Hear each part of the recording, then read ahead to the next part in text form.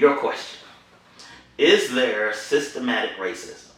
Is there things that have been put in place to make sure a certain group of people do not excel or succeed? Has that happened? Absolutely. Without a doubt, it's happened.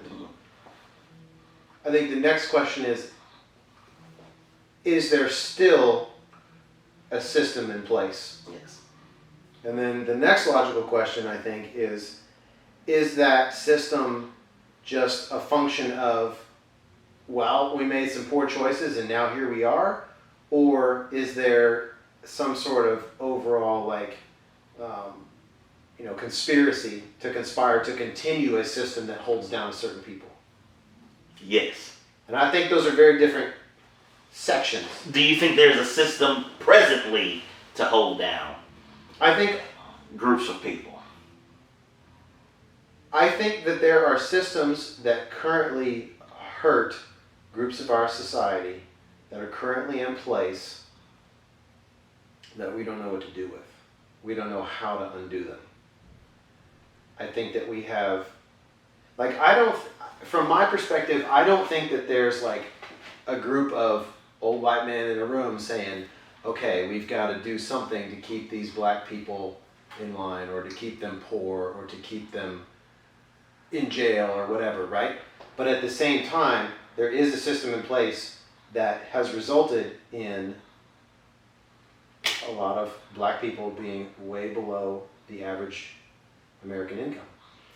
And that leads to health issues, that leads to mental health issues, which lead to drug use, which then conveniently, we've got this nice big war on drugs that happens to scoop up a bunch of those people that have fallen into these areas of defense, like you described earlier, of having to be defensive constantly. And so yeah, there's a problem. There's something there. There's something going on. But I don't necessarily know.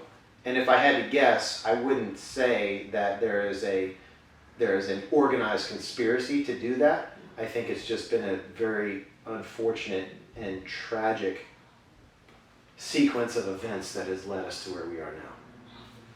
Can I add something? Let me add one more thing. Go, yes. That probably at one time was very likely a conspiracy.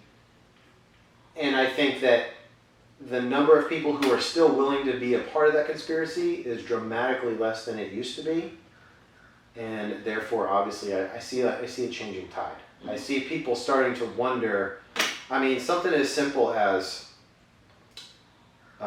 laws against cannabis, right? We have laws against cannabis that were put in place using basically using rhetoric and using a lot of lies to create that economy of a war on that drug. Mm-hmm. I mean, I just don't see, in my mind, I don't see how you can say that, this beer that is a natural product of God is any worse than a plant that grows naturally as well. It's not. It's not. But you pick and choose. Yeah, you pick and choose. 100 years ago, you definitely picked and choose depending on which group of society you were trying to disadvantage at the time, sure. I will say this. Does that make any sense? I feel like I just rambled and didn't really say anything. But I would champion the idea that it's not even, at one time, and still a good chunk of it was solely to keep minority and especially blacks out of it. But now I'm looking at what I'm seeing in the world. If you make under $150,000, $200,000, you're poor, and that's who they're talking about. What do you mean? So, people that's under that income level really should band together. The best thing the government ever did was to tell a poor white man that a poor black man was his problem. Yes, you are in the same boat. Y'all are in the same boat together. So for me, that's a big problem that I've been finding it hard to articulate it. Mm-hmm. But I've had this feeling that we have all this stuff going on with George Floyd and a lot of other people who have been probably wronged by people who are police officers, right? And the media and our politicians want to say, we've got the black community here, we've got the police over here, and some people are saying, well, the problem's here, some people are saying the problem's here. They're all talking about how this problem exists, and they're arguing over who's the real problem, and nobody's seeing the bigger picture that both of these groups are just being controlled by a bigger group. You know what I'm saying? So like, I mean, I've already said I grew up with not much but my mother was a police officer, and frankly, she took on that job as a third job just to make ends meet. She decided she would be a reserve officer. Long story short, it became a career. It ended up being good for us and our family because it brought us out of poverty into the middle class. Thank God. But a lot of police officers are not making anything. They're poor. They're just poor white people or poor Irishmen or poor. I mean, they're poor. They're poor. They're just poor people doing a job that's dirty and difficult and requires. And they're asked to do this job with very little training. Frankly, I think they don't get nearly enough training in the things that are important. But I mean, they're the attack dogs of the higher there's group. A bigger group that's just pitted them against each other, just to continue to maintain control. Yes. Because we've got a group over here. We're gonna let them get ahead a little bit, and then we're gonna let these people get ahead a little bit, just so we can constantly puppet them against each other. Yeah. And all the while, whoever they are, under $200,000, they're selling tons of equipment to these police departments. They're selling tanks to the police departments. They're at the same time, those same people or versions of those people are starting riots on the other side. And it's just absolute mayhem because all these people think you're the problem, no, you're the problem, no, you're the problem. See, and it's somebody else. It's a bigger picture here that we're all missing. And that what you said is so true. But the thing that we have to understand is that I understand that you get any group, there's gonna be knuckleheads in every group. Right. I get that. But the whole idea of policemen are bounty hunters. The beginning idea of police is bounty hunters for slavery. And the black, there's a different idea though. The black experience in America, not as a whole, not as a world, but in America starts at slavery at 1618. I've literally sit down and seen prosecutors and counselors literally hash out what they're gonna do with a person. I've literally sit there no more than 6 feet from me and heard them talk. But again, even that is just a reflection of what we as citizens have allowed. To some extent, we have allowed this to continue because we continue to elect the politicians who drive these kinds of things. But the simple fact that they're only driving these things because they have special interests involved. Yeah. They're self-serving. Which is what we've asked them to do, is to be self-serving. So it really comes back on us at the end of the day. I mean, you've got, you have police unions, right?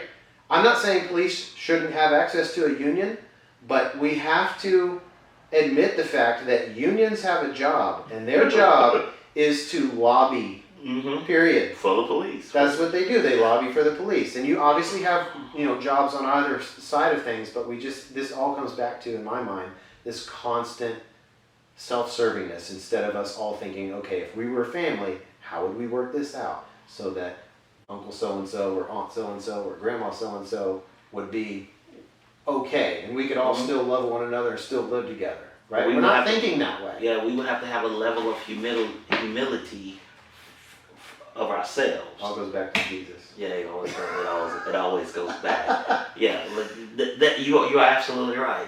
So now that we're in this dungeon of goo, how do you see ourselves getting out of it? How do you see as a nation getting out of this? Well, a major issue I think is term limits for senators. Yeah. Okay. Yeah. Obviously, we have term limits for term limits for presidency, but Senators, yes, congressmen, all we that. need senators, congressmen. They need to have term limits. We need to go. We need to go back. There's some things in our history that have been good. Yes, fair. One of those things, in my opinion, early on in America, was that most of the people serving the people were people of the people. They were businessmen. They were doctors. Mhm. There were some lawyers, sure, but there were Now it's all all kinds of lawyers. different. There were landowners. There were farmers, right? And you're right. And now it's all lawyers, just about. Yeah. Uh, Extremely wealthy. and that's a shift. That's a problem. If I could, have my way, I would say we need to enact term limits, and we need to somehow, some way, find good, regular people from varied backgrounds with varied experiences and varied, specializations Mhm. to serve, and to have a love for their family and a love for their fellow American that they're willing to serve and sacrifice 4 years of their life. Yeah. Go ahead. I truly believe that is one of the reasons we have one of the strongest. I know it's messed up in the past, and our military has messed up in certain situations, but overall, I think we have one of the strongest militaries with the best moral compass of any country out there, because we do serve from varied backgrounds in the military. But it goes to, let's piggyback on that. It goes under the same, like you were saying, self-serving. I don't have that idea of military. My idea of military is protecting your homeland, not protecting your interests somewhere else. And I would agree with you. I would totally agree. I would be super 130% patriotic if it was like a Red Dawn situation. Right. And I seen the people that I know in my country protecting us and doing that. I am 100%, I'm 1,000% behind you. Let's lock and load, let's rock and roll. But when the Navy literally has a commercial that David Keith is voicing, and he says, Navy, protecting America's interests at home and abroad. That right there just... It does something to me. You're not protecting us, you're protecting Halliburton and whoever else got the money over there. I agree. And that's part of the reason why I completed my 6-year enlistment and realized it was time for me to move on to something else, because I had some of those same feelings, right? But at the same time, you're talking about an extreme, right? You're talking about two extremes, really. Yeah. You're talking about Red Dawn versus, I don't know what you'd call it, like mercantile militarism, basically, right? That's what we do. But think about it for a second, though. Before they get to your shores, there's also an argument that somewhere in the middle, you have to preempt certain things getting to your shores. And so that's, I think, the gray area is, where is that point? Now, obviously, should we be protecting Halliburton to make billions of dollars? Probably not. Should we only engage with other countries if they actually step foot on our shores? Probably not. That's a little too late. That's all I'm saying. Okay, I will give you that. My thing is, from the time I looked up in my classroom and I saw those 50, 60 some odd tanks come across the Kuwaiti line on TV because they stopped school so we could see this. Right. And I'm like, even then, if I couldn't figure out, I'm like, these people live in the desert. They don't have clean drinking water. But somehow they figured out to start a war with literally the baddest boy on the block. It never sat well with me. It never sat well. And it goes back to all the stuff. My father dies from a war. He had nothing to, he really didn't even know what he was there for. Yeah. He died for it. He didn't die in the field, but he died because of complications for attacking other poor people who are literally knee deep in rice fields. For what? And nobody to this day can answer the question. What did my dad die for? What did he die for? And so I'm not against the military at all. Because, yeah, you don't have a military, somebody's coming to take you. I get it. But from then to now, even when the only clear idea we had was 9/11. And when we saw that, and I'm going to tell you how disenchanted I was. I was working at a Wendy's, at the Wendy's on Parkway when it was open. And I literally said, that's going to be a cool movie. I'm going to watch that. And then they showed it again, and I was like, oh, that's not a movie. And it had a clear, definite, we're going after these people. But we're still in cahoots with those same people because they wasn't even the people we went. They were Saudis. And we're still in cahoots with them. Yeah. We still buy their oil. We still do all this. And I'm like, I don't understand. I don't understand. And they keep, and on this side of it, they keep pumping that patriotism stuff, which is weird to me. They put it in front of everything, in front of every football game, in front of every basketball game. And then you find out it's because the government has, the Department of Defense has paid for this. It's not an organic thing. They've paid for this to happen. They pay for those flyovers. They pay for, and we pay for that stuff. Just like a few weeks ago when they had the Blue Angels to boost morale. Really? Open the bar. That'll boost our morale. Can we go to a Chuck E. Cheese, please? Yeah. Well, I remember where I was on 9/11. I was in boot camp. And my first thought, because I went into boot camp on September 4th. Oh, man. 7 days later. And my first thought was, oh shit, this college ain't for free. That's what I thought. That was my first thought. You felt a familiar chill come up the side of your head. Like, oh, I'm going to have to work for this one. Yeah. Your college. I'm just going to put a little in my glass so it doesn't look like I'm not drinking. Your college is worth your life. It's a sacrifice for sure. That's a huge sacrifice. That's a sacrifice you take because of the potential payoff. But think about if it takes your life, that payoff will never equal your life. No, it won't. And I'm like, roll the dice and hope you get lucky. I hope you get lucky. I'm Clay. I'm Hal. And we just had a nip of whiskey and a beer, and we had a good conversation, and we're going to have some more conversations. Stay tuned.